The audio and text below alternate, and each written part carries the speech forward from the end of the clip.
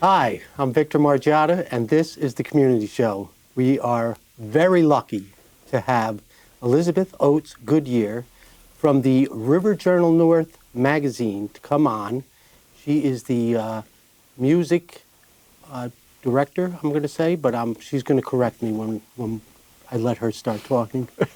But, I've been doing a series on women and trying to get them to not give advice, but more of what they've done to accomplish their goals and hopefully to inspire young women, to empower them to follow their dreams, to, achieve their goals and, not to be scared to go out and be their own person. So thanks, Liz, for coming on. Yeah.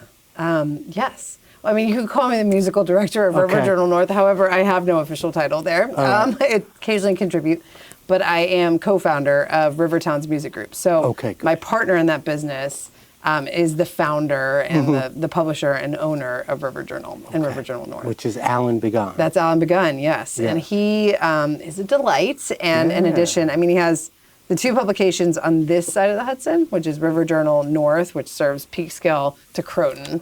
And then River Journal, which is Irvington to Briarcliff. So we usually couple those up with our events. And although I'm not formally connected to River Journal, I am in a lot of ways associated with River Journal because, the line is a little bit blurry. Women-wise, yes, obviously, I am a woman. It's funny because, I don't know, just as a person, I guess I'm a little bit of a risk taker, and just if I want something, I will try my darndest to make it happen, kind of no matter what. I guess it's there's some tenacity in there, or tell me I can't do something, it's challenge accepted. I think a big part of that. So I also have 3 daughters, and I'm really aware of kind of the way that I speak to them, and I also have a son. So it's do I speak to them differently than I speak to him? And no, not really. I mean, I try not to. I try to kind of keep it the same, but it's true. There are differences culturally or whatever. We just have differences between, the genders of kids. But when I was growing up, I actually went 5th through 12th grade to an all-girls school. So, I mean, going there, clearly it's all girls. You're not competing in any way with boys. You're not trying to impress any boys or, whatever it is. I think that really changed the dynamic. And that was my formative years where I kind of not became an alpha, but that was my personality probably to begin with. Would it be different if I were around boys and maybe I had other things on my mind? Maybe. Very possibly. Going to college, I ended up going to the University of Texas, which... Awesome. Congratulations. Yeah. Thank you. It was a super fun time. But, I went from a graduating class of 104 to 50,000 undergrad. Wow. So that was boom, thrown into it. There were obviously guys there. But I saw my friends in class, I would speak all the time during class because I'm not shy in that way. If I have an idea or a question or an answer, I will answer. A lot of the girls, a vast majority of the girls would not speak up in class, kind of just meek in a lot of ways, where I was kind of surprised by that. And I started to connect the dots because I never thought about it because I hadn't been in a class with boys or with boys and girls. And I'm I wonder if it has something to do with Hockaday, where I went to school, which was the best, I feel the best education for me. And if I lived in Dallas, I would definitely send my girls there. They did have a boarding department too. So I'm maybe you could just live with your grandparents, especially during the teenage years. That could be very convenient for me. But yeah, I mean, I think that was a big part of it. And it was a very rigorous, academically rigorous school, very competitive, where it was you were measured academically, you were measured athletically, socially, we had 4 cornerstones, courtesy, character, athletics, and scholarship. And those were the 4 areas where you would strive to excel in every way. It was, very competitive. And so that, I think, kind of created who I was, academically, but then also professionally. And I never shied away from that. I never felt like I was less than because I was a girl, or I was less intelligent than you because you're a man, and therefore your voice is more important. And that's the way it should be. Yeah, I think Yeah. so. I think No doubt. I think no matter kind of how kids are educated now, it's a little bit the script is flipped. So, I mean, for a long time, I think education has been guided mostly by women. The teachers are women. Yep. So, especially the American academic system is geared towards girls learning, and we're starting to see that now with colleges. The acceptance rates of colleges, women far outweigh boys, where it used to be the boys were the majority because a lot of colleges were only male, Right. So now that's kind of flipping because girls academically, they're kind of like set up to do better than boys. We sit still, more easily where, just we will focus in color, sit there doing our work for, just at a younger age. So I think now we're like, oh, you know what? Maybe we should teach these kids differently. Like maybe they need different things. I think there's more awareness, even in public schools too, where you're strapped for resources, you're strapped for time because class size is much larger, and the funding isn't there for like a private school. But I think we're seeing we need to customize education more, like boy, girl, whatever it is. Kids learn in different ways, and so how can we help kids achieve this? Because those early years too, where if you're told like, oh, you're not good at this, you're not a good student, you're not a good X, Y, and Z, that forms like the narrative in your mind of like, I'm not good at this, or if this is, or I'm so smart. So like being told you're really smart early on can be really bad because then you're like, well, if this is hard for me, that means like I'm never gonna get it, or like, I just can't do it, or whatever it is, and kind of like goes against your ego. So I think, I'm trying to be careful with my kids in that way of like, no, like I will commend you for your hard work. And it's more the efforts than like, oh, you're so smart. Because I'm like, no, you tried really hard. That was super hard, right? Like it was really hard. It's like the participation award. Yeah. You can't I know, award that's- people that aren't achieving. Yeah. That's not a good thing. I know, and that's also, it's so hard now. I feel like with parenting in general is like, all right, so you want to be like a gentle parent, you want to be a gentle parent, but you don't want to raise an animal kid who has no respect for authority. So I'm like, I'm not really that, like you need to learn respect because the world is going to crash down on you hard if you don't figure this out. And also it's going to be 20 times harder for you to get a job or to excel in your job if you can't respect people who are your authority or, the people who hold a higher position. So, A lot of that is how your parents taught you. yes. Oh yeah. Like it was, respect. They were, they taught me from very, like manners and respect goes a long way. And I think that's key. I think like teaching kids so they can go anywhere and like, do well. I think you want to give them those skills where you can go to a black tie function and, like participate in a way where you don't stick out like a sore thumb. I haven't taken them to many black tie functions, but if I did, I'm sure my mother would prepare them to do these things. Because I'm from Texas, and Dallas is, it's society and it's a lot of functions and, it's like the Southern gentleness is there and the manners are very, very important. So we're just trying to raise good people, I guess. At the same time, you don't want to crush their little spirits, but you want them You to want learn. them still to be kids. Yeah. And that's hard, where it's like, you want them to step up, but you want them the to key slow is down. to be, consistent. Yes, That's 100%. always, the Yes. paramount, because then you're not one person one day and a different person the next day. Yes. You just got to stay even keel. Right. And they want boundaries too. Where like, parents think like, oh, I'm being mean by saying no, but it's so much better for the kid if you establish some boundaries. So then they learn to have their own boundaries and like set their own boundaries. So Well, I have 25 nieces and nephews, and now they're all having kids. Yes. So I could like write a book on child psychology. yeah, right. And we were just talking about how they all develop at a different time. It kills me when they say, oh, we're going to bring the kid to a speech therapist. Yeah. The kid's going to talk. Then you're going to tell him to be quiet. Yes. I know. It's so hard of knowing like, okay, well, is this a real delay or is this if we just give them time or like the watch and wait thing? I've heard and I have friends who are different developmental therapists and stuff like that. So I have heard there's a lot of benefit to getting kids early on OT or PT or, speech. Yep. Now they start way earlier. I mean, when I was little, it's the same with like, I guess autism diagnoses, ADHD diagnoses, but either we're a lot more aware of it or we're a lot more trigger happy. And I haven't decided. I don't know yet which, and I think in like 20 years we'll be able to tell of like either things were just totally misdiagnosed or undiagnosed in the past, or like we're being too reactive. And like people are all different, right? So we're just in general all different. Yeah. And we have to like, you have to figure out how to get someone to work within this framework of this society in which we live. And like, how do you motivate people? I guess like that's what it boils down to with kids too, because it's not like intrinsically like, don't you want to be a good person? Because they sometimes they're like, I don't know what that means. Well, we all have our own personality too, and 90% of people are born with their personality. This is who they're going to be. Yes. You know? So it's crazy how it's so much more innate, like so much more nature than nurture. Because I mean, I have 4 who've grown up in the same household, you know, and they're all very different people.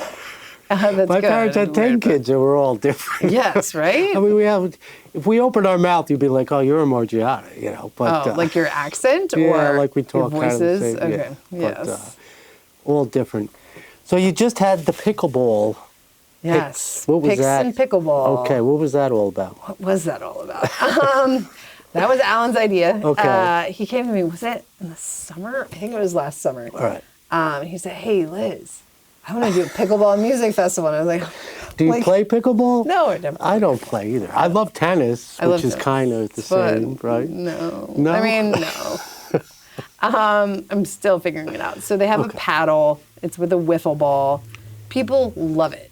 They absolutely love it. And watching just the joy on these people's faces. So it was called Picks and Pickleball. It was a pickleball music and like family event.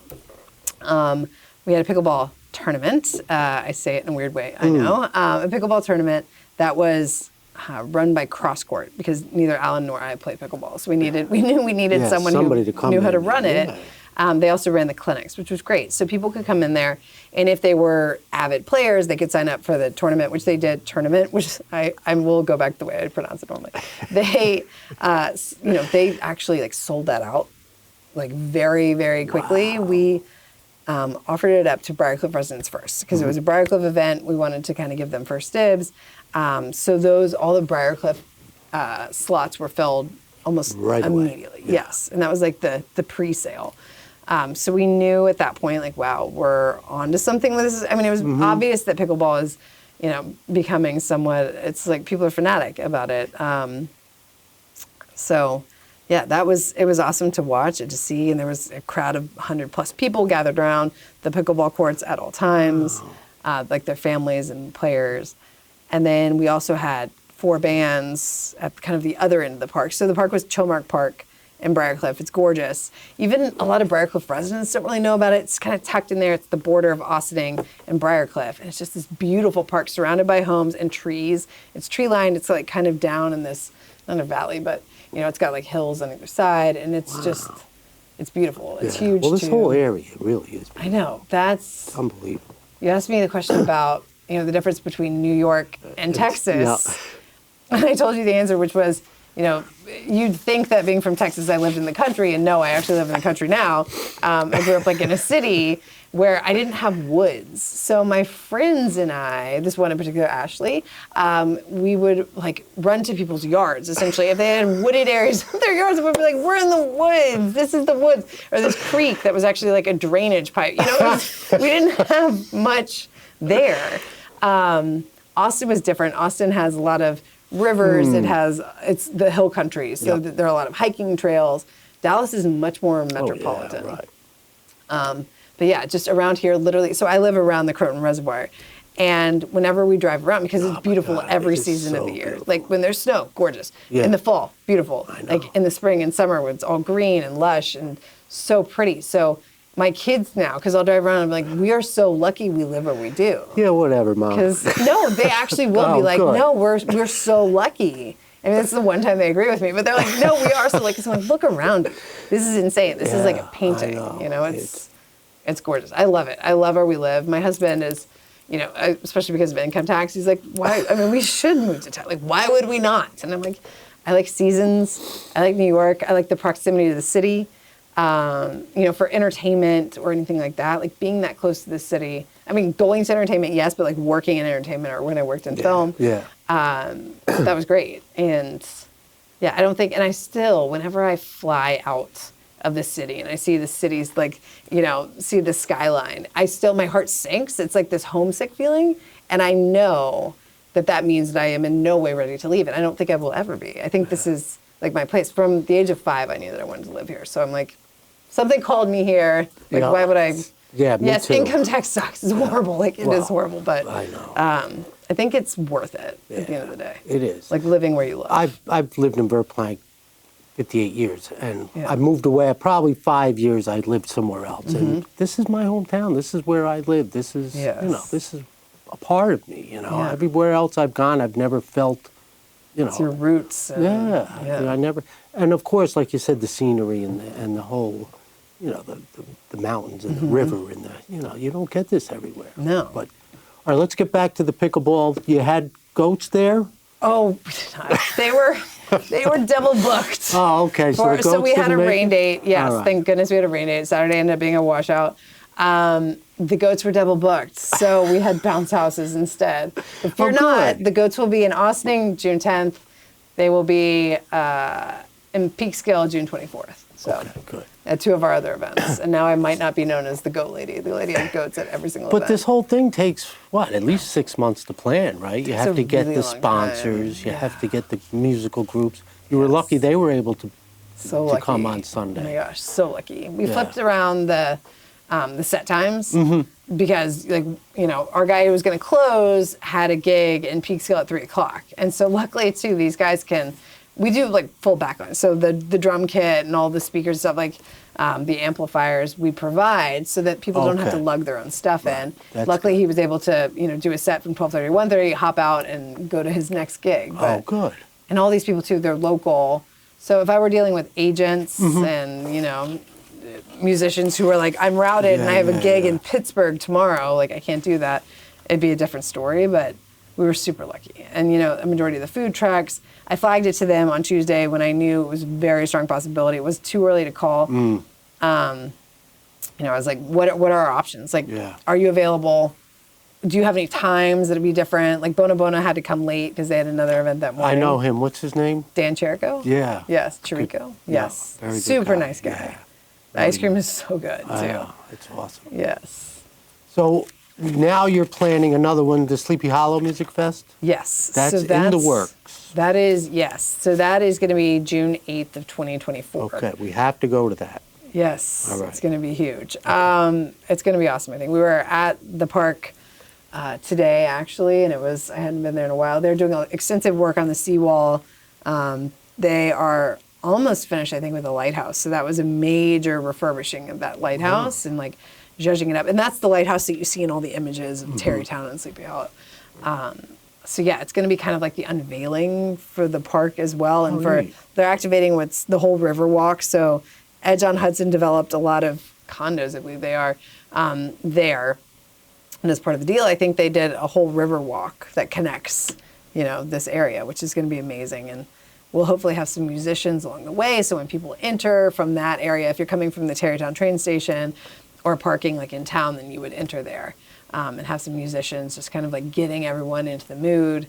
No, it's not a festival. battle of the bands. It's not. We will have No. a battle of the bands leading up to it, Okay. most likely at Tarrytown Music Hall. And that will be, I think, maybe in the fall. And at that point, we'd like to announce our headliner too. So if that is there, recommend going, because then you would, hear the headliner. And the winner of the Battle of the Bands would open one of the stages at Sleepy Hollow.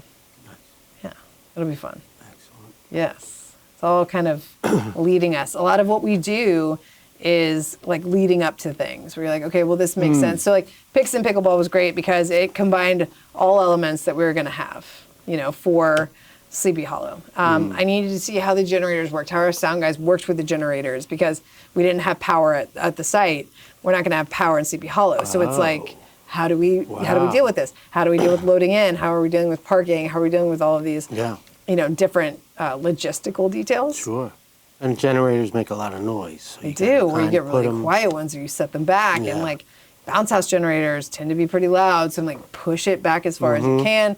Where do you have the bounce house? Where do you have the kids zone? Do you have the kids zone next to the beer garden? How does that work? Do people Yeah. like that? No. Yeah. So it's like, that's what we did. And people did seem like it. But we also Captain Lawrence was our beer garden person, our company, and they were great. They got the SLA, they got all the permitting, and because we were partnering with the Village of Briarcliff Manor, we were able to license the entire park. So you could walk around with your beer rather than be like fenced in, which is a huge difference, I think, for people, where they like, you could go to the kids zone, you could throw the balls into the, like the inflatables, you could hang out with your kids, still have a beer in your hand. I mean, you can't leave with it, obviously, that's one difference. But it's, yeah, that was, I mean, it was a great kind of practice, and it was, I mean, I think we'll be able to do it year 2 is what, it seems like the feedback was very positive.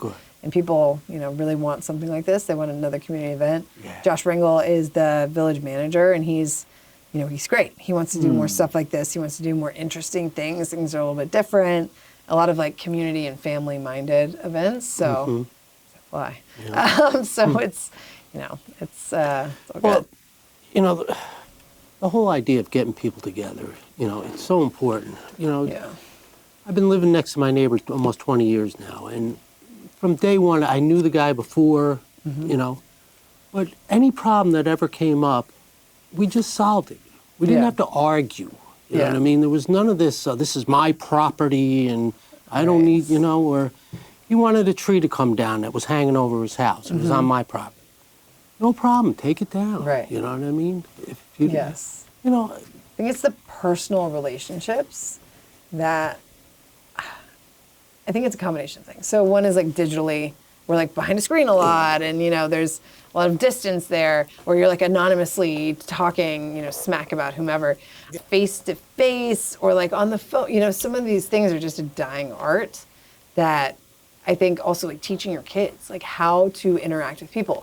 Not only like for your self-interest, but like you're gonna, you know, you're going to do a lot better in your life, like personally, professionally, in all these ways. If you learn how to communicate with people, if you learn how to express your needs in a calm way. Like if there is a conflict, like we don't have to scream and freak out.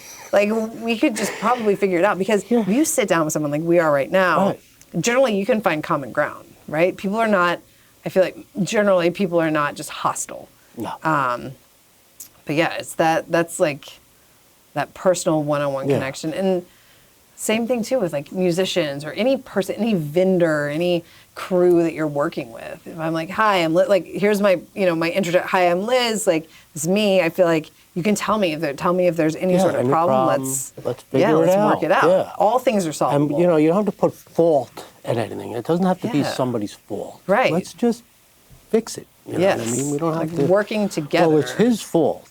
You know, you don't need that. Like placing the blame. Yeah, I did make the mistake. So yeah, it is my fault, but And I think too, being able to like own up to things. We're like, oh man, you know what? So for Picks and Pickleball, we put the vendors up this hill. In retrospect, that did seem like they were kind of isolated. They probably would have had more people if they were in the mix. You know, we have our reasons for that. So I know them. We had initially 30 vendors. That was a lot of vendors. We wanted to put them all in one spot. We wanted them to be able to drive in. Like, I know our reasons, but at the end of the day, the vendors are like, hey, I wish we were down where we were. Like, mea culpa. I'm sorry, you're right. Next year, we're going to reevaluate. Like, we're either going to do fewer vendors, pepper them in, or like figure, you know, something else out. But I think when you're like, hey, you know what, you're right. I appreciate your feedback. I'm sorry that didn't work out. This was a first-year event. I think with any first-year event, you kind of have to have a little bit of, you know, grace with it, where you're like, we're learning the space. We're learning how this is working. And you try to get in front of these things so you don't make the mistake in real time or in front of people. But sometimes it happens. So like with Sleepy Hollow, we're going to try to, you know, mitigate the landmines as much as possible, where like today I was there and it rained a bunch on Saturday, but there's still water, like a lot of water in certain areas. So I'm like, okay, well, note that for when we're loading in, or, you know, all these different things. I think like preparation goes a long way. But yes, talking it out, just putting a call in. I think calling people, I used to hate it. Like, so my first job was sales, bond trading software. Okay, so I was an English major. I did not study anything about finance. I had no interest in it. It wasn't my thing. Fake it till you make it. So I get this job, and I first was an intern with them between my junior and senior year. So leaving there, I knew I wanted to live in New York. Made sure that I was, you know, offered a job. I was. And then, I come up here and I'm going to try my hardest, because that's kind of like what I do. I'm an all or nothing person. So I'm, learning the software, learning kind of everything to do with it. And my boss is like, all right, so I need you to get down there and start making calls. Like, I was doing sales. And I'm like, sorry, what? He's like, you need to call these people to sell these, like these traders, right? I'm like, well, then they can obviously know I have no idea what I'm talking about, like in real time too. Like you can't hide, right? Wow. So that was a challenge. So I ended up, it was 2008, and I'm like, there's this thing called LinkedIn. Like, I can make connections there. So I did, and I used it to our advantage. I built up our LinkedIn profile, and so I started doing like social media marketing, which I also dislike strongly, but cool. I like that more than making phone calls, I guess. Yeah. But now, so I'm 37 now, and I'm like, I'm going to call them because it's so much better. Yeah, it's so much faster. Right. I can hear their voice. They can hear my voice. Like, hey, I don't want this to be misconstrued. I'm an English major, so I should be able to write, but not everyone can. So I'm like, I want to make sure that I know what you're saying. Yeah. And your tone. Like, I can get your tone off the phone a lot more than I can, especially if you're not a very good writer. No offense to people who have done writing, but like, it's a lot easier to gauge tone and just work through things in like 20 seconds. And then just the power of my dad. He owns a business, a contractor, and whenever I was in the car with him, he's driving me to soccer, he's driving me wherever. He would be on the phone making his calls because that was the time that he could do it. Yeah. And then now when I'm in the car with my kids, I'm like, like now is my time to make all these calls that I've been meaning to make. Like, we're going to karate and making calls. They're sometimes way louder than I was as a child, as I remember, but euphoric recall, I was like, I was a perfect angel. And I was always silent when my dad was on calls. I'm sure it wasn't, especially if I don't remember being with my sister that much in the car though, when my dad was making calls. So I don't know, but, in my brain, and it's always with my kids too. I'm like, well, I never did that. I think it's just every parent. We're like, you totally did that. Yeah. It's funny that you said that because, I don't think people realize how hard it is to raise kids. I had no idea. I had no I wasn't that bad. idea. I'm like, I was an angel. And my mom was like, yeah, right. Oh, that's so funny. I asked her, I'm like, why didn't you tell me how hard this was? Like, I mean, it's easy to be like an armchair quarterback when you're a kid and be like, you're doing all this wrong, especially as you get to be like 12 or 13. And now that I'm, the shoes on the other foot, I'm like, this is crazy. Yeah, and having 4 kids too. Yeah. It's like exponential. And it shines a light on all this stuff in you that you still haven't fixed. Where you're like, oh my God.